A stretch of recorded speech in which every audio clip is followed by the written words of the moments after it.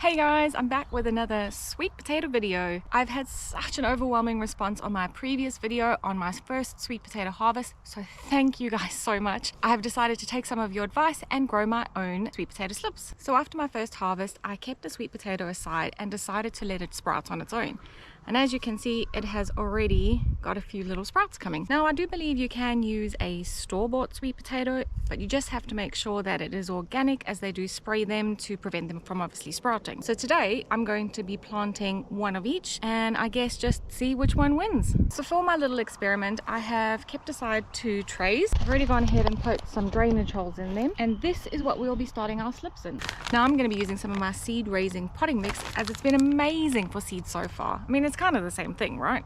Now I've also read that you can put sweet potatoes in water to propagate the slips, but the soil method is much quicker. I should be able to get around 15 slips from each potato, which equals to 15 plants.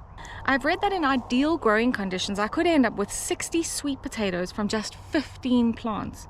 That would be amazing. That averages to about 4 potatoes to 1 plant. So you want to plant a lot of slips, which was the mistake I made the last time. I believe you just bury half the potato and keep the soil moist and warm. So to help with this, I'm going to be adding some mulch, and then I'll be leaving these in the greenhouse. This method can take 6 to 8 weeks, so make sure you start your slips early. I am lucky to live in an ideal growing climate, so I should be okay. I'm so excited about this method, as it will now be an endless supply. After harvesting, just keep a few potatoes to create more slips for the next season. How easy is that? So once these tiny little sprouts reach 15 centimeters, it'll be time to gently break them off, pop them in some water and let them produce some roots.